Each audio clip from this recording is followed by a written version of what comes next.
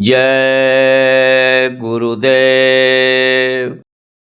कोटि कोटि करू वंदना, अरब खरब प्रणाम। चरण कमल बिसरू नहीं, जय गुरुदेव नाम।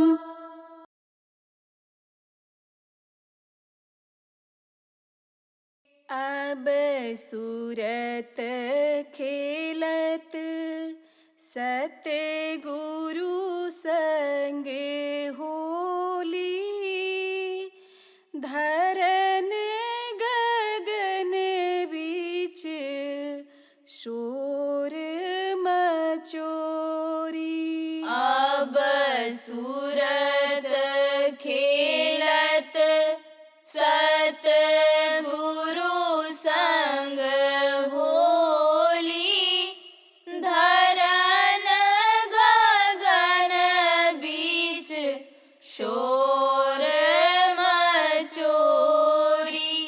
चाँद सूरज तारा गण मंडल, चाँद सूरज तारा गण मंडल, उतर उतर आए घर छोड़ी। उतर उतर आए घर छोड़ी। पूरब पश्चिम उत्तर दक्षिण, चारों दिशा सब भई एक ठोरी। पूरब पश्चिम उत्तर दक्षिण, चारों दिशा सब भई एक ठोरी। अगम खजाना मिला शब्द का, अगम खजाना मिला शब्द का, त्याग दिया धन लाख करोड़ी।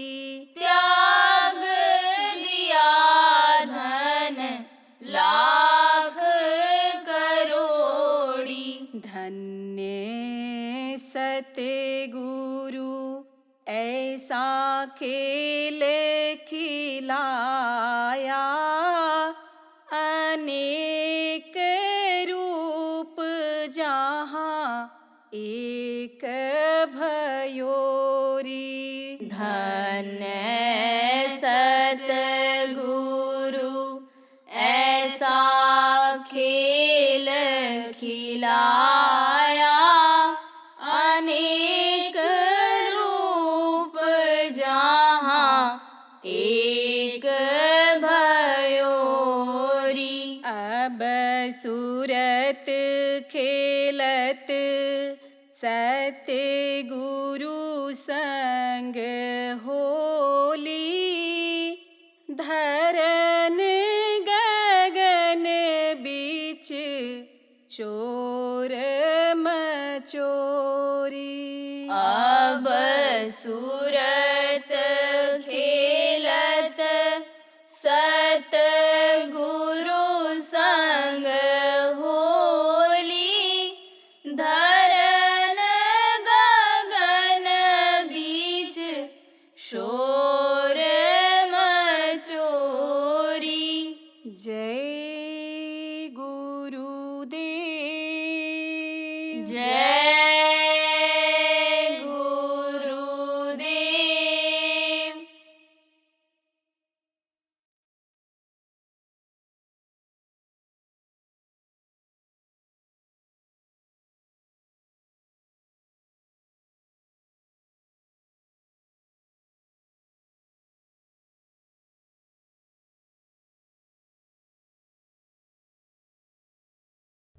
आज होली है, बहुत से लोग अपने अपने शरीर को गंदा करेंगे, बहुत से लोग अपने अपने कपड़ों को गंदा कर लेंगे, गाली गुप्ता लोग मुंह से निकालेंगे। कोई भंग पी के मस्त रहेगा तो कोई दारू पी के मस्त रहेगा तो कोई इधर उधर पड़ा रहेगा। कहते हैं होली मना रहे हैं। ये कोई होली है? कपड़ा गंदा कर दो, शरीर के रंग न छूटे, आपने समझो कि गाली गुप्ता दे दो और पागलों की तरह से इधर उधर पी करके और भटको गिरो चोट चपेट खाओ। ये कोई होली है? होली नहीं है ये। होली का मतलब होली क्या? होली आने समझो जो होनी थी सो होली। क्या होनी थी? इस मर्त्यलोक में, इस दुख के संसार में दुख झेलने के लिए आना था। देखो, न समझ पावे आदमी मनुष्य शरीर पाने का मतलब, न समझ पावे तो पैदा हुए तब रोए, दूध नहीं मिला तब रोए, बड़े हुए लड़कों में खेल खेल में जब झगड़ा हुआ तब रोए, स्कूल जाने को हुआ तब रोए, मास्टर का काम पूरा नहीं किया, मास्टर ने कान ऐठा थप्पड़ लगाया तब रोए, पढ़ लिख लिया नौकरी काम नहीं मिला तो रोए, नौकरी मिल गई लापरवाही किया डांट पड़ी नौकरी से निकाल दिया गए तो रोए। अब रोने रोना हो रहा है। आप समझो लड़का नहीं हुआ तो रोए, लड़के हो गए नालायक निकल गए, ध्यान नहीं रख पाए, भटक गए तो रोए, पोते नहीं हुए तो रोए, पोते नहीं हो रहे, पोते हो गए तो पोतों की दुख को देख करके, उनकी तकलीफों को देख करके कब रोए। तो रोना ही रोना रहता है पूरे जीवन में। कहा गया ना, रोता हुआ पैदा हुआ और रोता रोता ही चला जाएगा। रोने रोने तो है, कहा नानक दुखिया सब संसार, और सुखी वही जो नाम आधार। सब दुखी हैं, लेकिन जिन्होंने नाम की डोर पकड़ ली, या जो नामदान आपको मिला, नाम का जाप जो करने लग गए, वही हो गए सुखी। जिसको कछु न चाहिए सोई शहंशाह। कहते हैं कि जिसको यानी समझो कि कुछ नहीं चाहिए वही बादशाह हुआ करता है। चाह गई चिंता गई मनुआ बेपरवाह, और जिसको कछु न चाहिए सोई शहंशाह। आप समझो जब इच्छा खत्म हो जाती है, केवल एक प्रभु को पाने की इच्छा रह जाती है, मनुष्य शरीर को अपने जो मिला है, ये है जिस काम के लिए मिला है वो काम पूरा करने की इच्छा रह जाती है। इस जीवात्मा को नरक और 84 से बचाने की ही इच्छा जब रह जाती है तो समझो कि वो सुखी हो जाता है। और नहीं तो जिसके पास नहीं है धन, देखो जिसके पास नहीं है वो तो रो ही रहा है कि धन हो जाए धन हो जाए। जिसके पास ज्यादा धन है वो भी रो रहा है। नहीं होता है धन, धन के लिए देखो आदमी शरीर से गलत काम कर बैठता है। आप ये समझो कि अपने ईमान और धर्म को पैसे के लिए आदमी बेच देता है। जिसके बच्चे नहीं हैं कहता एक बच्चा हो जाए, लेकिन जिसके 4 बच्चे हैं वो कहता है मर जाते तो ठीक था, जीने नहीं दे रहे। तो कहा गया दुखों का ये संसार है। तो अब यहाँ तो आना ही आना था, नहीं समझ पाए किस तरह खाना चाहिए, किस तरह रहना चाहिए। सत्संग नहीं मिला, संतों के पास आना जाना नहीं हुआ, तो दुखों का ही ये संसार हो गया। तो अब तो आ गए, अब तो आ गए, फंस गए।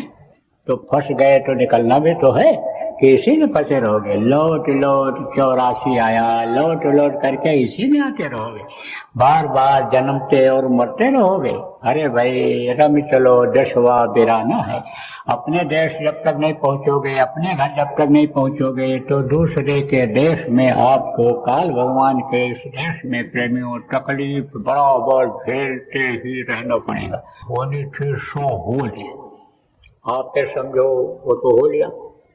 अब क्या होनी, अब क्या होनी है। अब इस मनुष्य शरीर में आ गए तो अब हो लो। कहाँ हो लो? उस प्रभु के पास हो लो, वहां पहुंच जाओ जहाँ से आए हो, जहाँ की यह बूंद है, जहाँ अपना घर है, ये अपना घर थोड़ो है, मिट्टी और पत्थर का घर जिसको आप अपना घर कहते हो। इसी को देखो बाप दादा भी यही कहते कहते चले गए, ये घर मेरा, ये घर मेरा, ये घर मेरा। आपका घर है, ये खेत जो आप जुताई करते हो, अनाज निकाल के खाते हो पैदा करके, आप भी समझो इसी को बाप दादा अन्य लोग भी यानी अपना कह करके और चले गए। यहाँ तो सच पूछो तो किसी का कुछ है ही नहीं, न अपना घर है, न अपना जमीन जायदाद है, न तो ये अपना शरीर है। ये जिसने आपको प्रभु को पाने के लिए दिया है, प्रभु की आवाज सुनने के लिए, देवी देवताओं के दर्शन के लिए उनकी आवाज अनहद वेदवाणी आकाशवाणी सुनने के लिए दिया है, वो इसको खाली करा लेगा। तो अपने घर चलने की आस बनाओ। तो संत जब आए तो संतों ने मनुष्य शरीर को आने समझो बताया कि इसको समझो ये फागुन मास, आप समझो कि इसमें सूरत रंग है सदगुरु के साथ। अरे जब ये सूरत सदगुरु का साथ करेगी, सदगुरु का साथ करेगी तब इसके ऊपर वहां का रंग चढ़ेगा। अभी इस शरीर में है ये जीवात्मा तो यहाँ का रंग चढ़ा है। कहते हैं ना बड़े रंगबाज हैं, और देखो कितना बढ़िया कपड़ा एकदम से बिल्कुल लक क्रिच नहीं टूट रही है, प्रेस किया हुआ। और देखो साइकिल से आ रहा, बाइक से आ रहा, रंगबाज है, इधर उधर यहाँ देखो संडे का बैठा मिलता है, खत पीला है, ये है रंगबाज कहते हैं। तो किसका रंग चढ़ा हुआ? दुनिया का रंग चढ़ा हुआ, कलयुग का रंग चढ़ा हुआ, कलयुग के जो कर्मचारी हैं उनका रंग चढ़ा हुआ है। तो भाई एक रंग तो ये चढ़ा हुआ है, लेकिन आप फिर समझो अगर उसका रंग चढ़ जाए, उस प्रभु का रंग चढ़ जाए, तो उसका रंग चढ़ जाएगा तो ये सारे रंग आप फिर समझो फीके पड़ जाएंगे। ये रंग आपके जितने भी हैं दुनिया के रंग, ये सब फीके पड़ जाएंगे उस रंग के आगे। लेकिन वो रंग चढ़ेगा कैसे? रंग दे चुनरिया, रंग दे जवान, रंग दे चुनरिया, तरह तरह से देखो समझाया। महात्मा इस दुनिया संसार में आते हैं, महापुरुष आते हैं, तरह तरह से समझाते हैं, संत आते हैं, तरह तरह से जीवों को समझाते हैं। जैसे आप बच्चे को समझाते हो, पढ़ लो बेटा, पढ़ लो, उसको किस्सा सुनाते हो, कहानी सुनाते हो, उसका मन उधर लगाते हो, ऐसे ही संत जो है वो मन को मोड़ देते हैं। बच्चा खेलने में ज्यादा विश्वास करता है, खेलता रहता है, मिलता जुलता अपने बच्चों के बीच में रहना पसंद करता है, लेकिन आप उसका मन विद्यार्थियों की तरफ मोड़ते हो कि देखो वो पढ़ रहा है, देखो इतने दर्जे में चला गया, देखो उसके पास जो है साइकिल हो गई, पढ़ ले जाओगे तो तुम अफसर बन जाओगे, कार हो जाएगी, तुम्हारे पास बंगला हो जाएगा। समझाते हो नहीं समझाते हो? बच्चे को मोड़ते हो। ऐसे ही समझाते हैं, समझाते हैं, यानी समझो सरल भाषा में समझाते हैं, गद्य पद्य में समझाते हैं कि किसी तरह से ये जीव जो भटक गया है इसके अंदर यानी जागृति आ जाए, समझ जाए, ये जानकार हो जाए। तो वो कौन होते हैं? जो रंग को रंगते हैं, जो रंग को बदल देते हैं। ऐसा रंग, चटक रंग जिसको कहते हैं, तेज रंग जिसको कहते हैं, कि चढ़ा देते हैं कि उस पर शोर श्याम काली कमरी पर चढ़े न दूजो रंग। ऐसा रंग चढ़ा देते हैं कि फिर और कोई दूसरा रंग उस पर नहीं चढ़ता है। तो होते कौन है वो?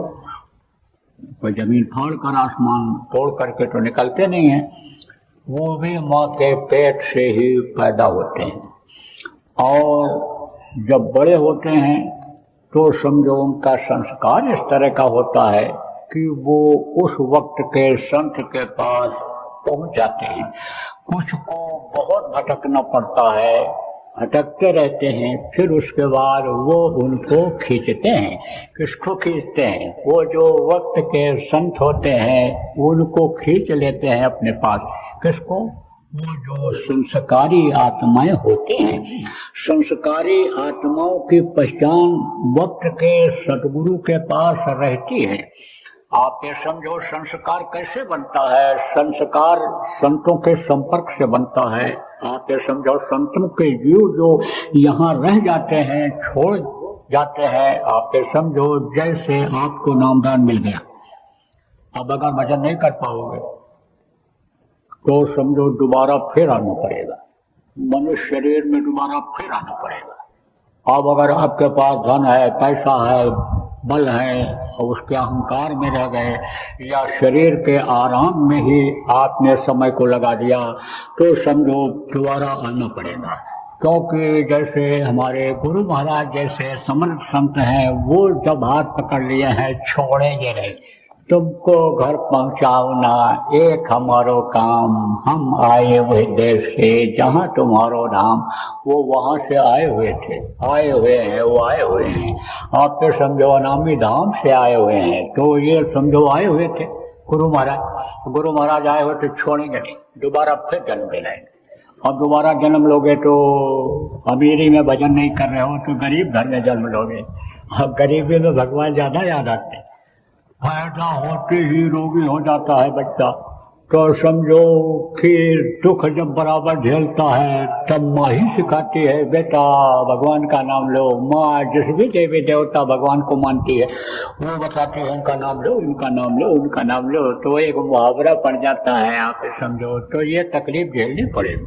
तो जन्मते वक्त की तकलीफ, मरते वक्त की तकलीफ झेलनी पड़ेगी। इसीलिए कहा जाता है एक ही जन्म में निकल चलो, पार हो जाओ, दोबारा फिर यहाँ आना न पड़े। अब न दादा बप्पा का यही मग और माँ के पेट में बच्चा यही वादा करता है कि दोबारा हम माँ के पेट में 9 महीने के लिए बंद होने के लिए हम नहीं आएंगे। प्रभु एक बार दया कर दो, एक बार हमको मौका दे दो। बाहर निकलते ही होश संभालते ही हम सदगुरु की खोज कर लेंगे, समर्थ गुरु की खोज कर लेंगे, उनसे रास्ता लेकर के दिन रात भजन में लग जाएंगे। लेकिन काल माया का यह देश है, माया ऐसा पर्दा डाल देती है भूल और भ्रम का कि आदमी इसी में फंस जाता है। लेकिन फंसने से निकालने के लिए ही तो संत यहाँ भेजे जाते हैं, संत आते हैं इसीलिए आते हैं। तो आप समझो प्रेमियों कि जब पैदा होते हैं तो समझो साधारण रूप से ही रहते हैं, दूध माँ पिलाती है, बड़ा करती है, संतों को बड़े होते हैं, इच्छा व्यक्त करते हैं, धार्मिक भावना रहती है, धर्म कर्म का संदेश सुनते हैं, धार्मिक लोगों के पास उठते बैठते हैं। ज़्यादातर ऐसा होता है कि धार्मिक घरों में ही जन्म लेते हैं। आप ये समझो कुछ ऐसे भी हुए हैं कि जो दुष्ट के यहाँ जन्म ले लिए, जैसे आज जिनकी होली मनाते हो, प्रहलाद को याद करते हो, दुष्ट के घर में ही जन्म ले लिए, लेकिन संस्कार ऐसे थे कि वो प्रभु से जुड़ गए थे। आप ये समझो तो ऐसा भी होता है कि भटकते रहते हैं, तो वो उनको खींचते हैं, पहचान लेते हैं। ऊपर के देखो ये धरती ऐसी चलती रहती है, या जितने भी देश हैं ऊपर के भी, ये सब ऐसे चलते रहते हैं। जैसे ये डोलना होता है, जैसे रहट होती है, रहट अब तो नहीं चलती, पहले चलती थी। पानी ऐसे समझो कि ऐसे उसमें भर करके ऊपर आता रहता था, ऐसे आता रहता था, ऐसे ऊपर आता रहता था। तो समझो कि रहट की तरह से ऐसे चल रहे हैं, चक्र ऐसे चल रहे हैं। देखो दिन आता है, रात आता है, इसी से समझना चाहिए कि अगर ये स्थिर रहे तो ये कहीं जैसा क्यों नहीं रहेगा। तो यह सब ऐसे डोलते रहते हैं, ऐसे चलते रहते हैं, ऐसे इसी तरह से ऐसे ये समझो एक चक्र है, ये चलता रहता है। तो आपको समझने की जरूरत है कि यानी ये जो चक्र चलता रहता है, इसी के अंतर्गत ये सब जुड़े हुए हैं। तो ये समझो कि ये जो ऊपर के लोग हैं चलते भी हैं, लेकिन ये इतना तेज नहीं चलते हैं। आप ये समझो कि ये भी धीरे धीरे चलते हैं। ये इधर की ये ज़्यादा जल्दी चलती है। इसीलिए देखो इन देवताओं के दिन और रात देर में होते हैं, इन ऊपर के लोगों का समय देर में ख़त्म होता है, यहाँ की अपेक्षा यानी समझो देर में ख़त्म होता है। देखो आप ये समझो कि कहीं की जो घड़ी होती है वो एक जगह से दूसरे देश की नहीं मिलती है, तो यही कारण होता है। तो आप ये समझो कि ये तेज चलता है, ऊपर के कम तेज चलते हैं। तो ये जब तेज चलता है तो ऊपर का कम तेज चलता है, तो वो जो ऊपर के धनी हैं यहाँ नीचे ज़्यादा देखते हैं, जैसे कहीं ऊपर बैठ जाओ, आप भी से धीरे धीरे चलते रहो और नीचे की चरखे तेज चलते रहे तो वो ज्यादा दिखाई पड़ेंगे। लोग जो बैठे रहेंगे सब दिखाई पड़ेंगे।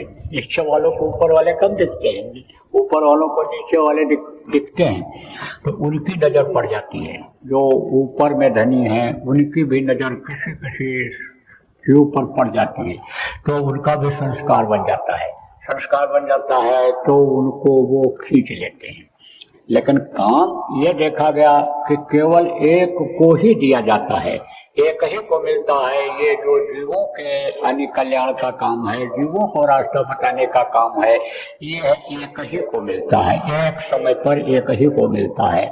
बाकी उसके अनेक संस्कार के लोग और भी रहते हैं, वो जो काम करना चाहते हैं उनसे जुड़ करके काम करते हैं, काम वही करते हैं जो उनको आदेश मिलता है, आदेश उनको भी मिलता है, काम करने वाले को भी मिलता है। जैसे मास्टर का आदेश होता है और मास्टर को एक मान लो मॉनिटर जो होता है उसमें वो अलग उसको अनेक पावर दे दिया जाता है, सबको कंट्रोल करके रखना और सबको मिला बोलना और सबका जो है कॉपी जमा करके मेरे पास ले आना, लेकिन पढ़ते वो सब है।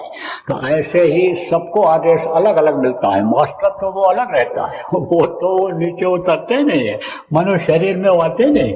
वो तो समझो कि सबके बाप हैं और बाकी ये सब बेटे हैं जितने भी हैं। साहब सबका बाप है, कहा ना, कबीर साहब ने कहा साहब सबका बाप है, बेटा काहू का ना है, और बेटा होकर जो जन्मे सो तो साहब नाय।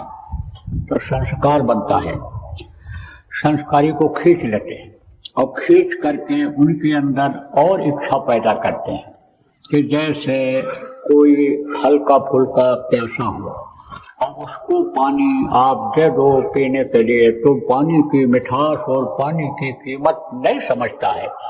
लेकिन अगर प्यास को और बढ़ा दिया जाए तो जितना ही प्यास और बढ़ता है, जितनी ही देरी लगती है, आप ये समझो जितनी देरी लगती है उतनी ही प्यास बढ़ती है। तो जब प्यास बढ़ जाती है उसको पिला दो तो धन्य हो जाता है।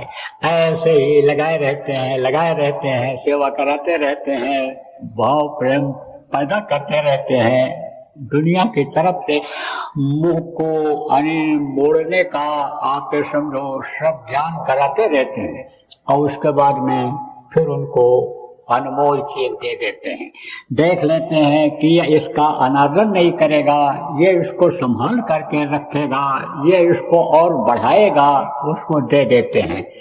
अब आजकल तो इस समय पर देखो, आज ही कल नहीं, पिछले कुछ समय से गुरु महाराज ने लुटाना शुरू कर दिया, ये नामदान देना शुरू कर दिया था। पहले तो शुरू में कुछ ही लोगों को देते थे और जो उसके पात्र नहीं होते थे, जो उसको संभाल नहीं सकते थे, कर नहीं सकते थे, जिनके अंदर में गंदगी ज्यादा थी, अंतःकरण जिनका गंदा था, पापी कुकर्मी जीव थे, उनको वो हटा देते थे और सत्संग सुना करके सेवा करा करके उनके कर्मों को काट करके अंतःकरण को साफ करके तब नामदान दिया करते थे। लेकिन अगर वैसी प्रक्रिया चलती तो आप ये समझो बहुत समय लगता और कितने जीव नर्क चले गए होते। कर्म इतने लोगों के खराब होते जा रहे हैं कि नर्क उन्हीं लोगों से भर जाता है। इसलिए संत दयाल होते हैं। संतों की महिमा इसीलिए कहा गया, संतों की महिमा अनंत, अनंत किया उपकार, लोचन अनंत उघाड़िया, अनंत दिखा मनहार। इसीलिए समझो कि इनकी महिमा का वर्णन ही नहीं कोई कर सका। धरती सब कागज करूं, लेखन सब बन रहा है, सात समुद्र में मश करूं, गुरुगुण लिखा न जाए। कहा ना कि धरती को कागज बना दिया जाए, जितने प्राण है सबको कलम बना दिया जाए, सात समुद्र में शाही घोल दी जाए, लेकिन संत सदगुरु की महिमा का वर्णन नहीं किया जा सकता है। कुछ बातें ऐसी हैं तो बता देता हूँ कि सबको मालूम हो जाए। तो एक तो ये, आप आज होली के दिन आप ये समझो कर्मों को अपने जलाने का काम, कर्मों को जलाने की होली आप खेलो। यहाँ कर्म कैसे जलेंगे? देखो आप ये समझो कर्मों का लेना देना होता है। किससे होता है? दृष्टि से होता है। जैसे संतों की दया देखने से एक दूसरे को होती है, संतों की दया एक दूसरे को देखने से होती है। ऐसे ही लोगों की आंखों से देखने से यानी पापों का पुण्य का आदान प्रदान होता है, यानी पाप पुण्य आते जाते हैं और स्पर्श से होता है। दया भी ऐसे स्पर्श से होती है और वो भी ऐसे आता है जैसे बर्फ के ऊपर हाथ रखो तो हाथ ठंडा होगा, आग की नजदीक ले जाओगे तो हाथ गर्म होगा, असर आता है उसका, यानी स्पर्श से छूने से होता है और वाणी से होता है। तो आप ये समझो, जब थोड़े लोग रहते थे तब गुरु महाराज स्पर्श कराते थे एक दूसरे को, कहते थे गले में, और अपने अपने यानी समझो कर्मों की माफी मांगो, अपने अपने गलती की माफी मांगो। आपको भी पता है कि महात्मा किस तरह से कर्मों को खत्म कराते हैं, एक दूसरे के लेना देना को खत्म कराते हैं। आपको ये नहीं मालूम है? आप जो बराबर सत्संग सुनते रहते हो, आपको सुनाया गया था कि राजा का 100 जन्मों का कर्जा, 100 जन्मों का कर्म कर्जा 1 घंटे के सपने में महात्मा जी ने आप ये समझो कि आधा करा दिया था, खत्म करा दिया था। समय मिलेगा तो आपको सुना दिया जाएगा, शाम को मौज रहेगी तो सुना दिया जाएगा इसको। कर्मों का कर्जा खत्म होता है, अदा होता है कर्मों का। तो थोड़े लोग जब रहते थे तब गुरु महाराज गले मिलवाते थे और कहते थे एक दूसरे के कर्मों की, एक दूसरे के लेने देने को अदा करो, गलती की अपने माफी मांगो। पिछले जन्म में भी अपने लोगों का एक तरह से जितने लोग भी बैठे हो सबका रिश्ता था, और कौन क्या था ये आपको नहीं पता है। मान लो कोई किसी के यहाँ रहा, आप में से 10 साल रहा, 20 साल रहा, खिलाया पिलाया उसने, अब आपने देखो भंडारे में एक रोटी बना के खिला दिया, एक रोटी का आटा दे दिया, तो उसमें अदा होता है। धक्का मुक्की हो जाती है, मारपीट उसी में अदा हो जाता है। तो कर्मों का ये होता है, चक्कर ये होता है, गलती हुई पिछले जन्म, दोनों की माफी मांगी जाती है, दोनों का माफी का आदान प्रदान होता है। तो गुरु महाराज कहा करते थे कि माफी मांगो, हम लोग भी कहा करते थे अपने अपने गलती की माफी मांगेंगे सब लोग, वर्षा होगी प्रेम की, भीगेंगे हम सब लोग। तो जब गुरु के दया की वर्षा होगी, जब उनके जवान की, जब उनके सत्संग की वर्षा होगी, तो उस वर्षा में हम लोग भी भीगने चलेंगे। जब नए नए थे, घर पर रहते थे, तब कहा करते थे सत्संग में चलेंगे, सत्संग में चलेंगे, वर्षा होगी। वहाँ किसकी वर्षा होगी? प्रेम की वर्षा होगी, प्रेम की बातों की वर्षा होगी, गुरु की दया की वर्षा होगी। तो भीगने के लिए हम लोग भी चलेंगे, अपनी अपनी गलती की माफी मांगेंगे सब लोग। तो गुरु महाराज गले मिलवाते थे और सीने से लगाते थे एक दूसरे को और कहते थे अपनी अपनी गलती की माफी मांगो। तो माफी मांगा जाता था, लेकिन अब तो संख्या बहुत हो गई। अब अगर कोई दुबला पतला आदमी को, मेरे जैसे को 4 आदमी भी अगर ऐसे भेंटने लग जाएंगे, माफी मांगने लग जाएंगे, और कोई अपनी पहलवानी दिखा दिया, तो फिर ये हल्दी पसली एक हो जाएगी। इसलिए अब ऐसा ठीक नहीं है। अब तो एक दूसरे से हाथ जोड़ करके माफी मांगने का ही वक्त है। बस एक दूसरे से आज माफी मांगना है कि गलती हो गई, मुंह से बोलो, मुंह से बोलोगे थक जाओगे, अंदर में ही बोल दो, देख करके आंखों में ही एक दूसरे के अपने अपने गलती की माफी मांग लो प्रेमियों। और आज ही संकल्प बनाओ कि अब कोई ऐसी गलती नहीं करेंगे कि जो संगत के नियम के खिलाफ हो, जो गुरु के नियम के खिलाफ हो, जो प्रकृति के भगवान के बने हुए नियम के खिलाफ हो, ऐसी कोई गलती नहीं करेंगे। जय गुरुदेव। गत वर्षों की भांति इस वर्ष भी होली का कार्यक्रम 13, 14 और 15 मार्च 2025 को उज्जैन आश्रम पर आयोजित किया गया है। आप सभी सपरिवार सादर आमंत्रित हैं। स्थान बाबा जय गुरुदेव आश्रम, जय गुरुदेव नगर, पिंगलेश्वर रेलवे स्टेशन के सामने, मक्सी रोड, उज्जैन, मध्य प्रदेश, भारत। संपर्क 9575600700 व 9754 700200। जय गुरुदेव।